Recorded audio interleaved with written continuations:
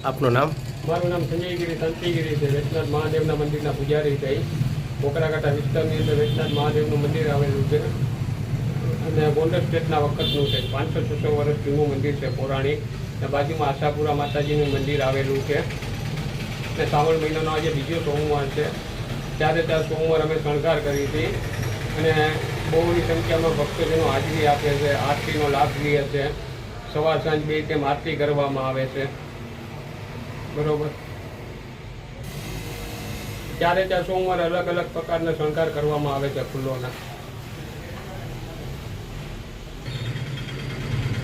આ મંદિર છે ને 500-600 વર્ષ જૂનું છે.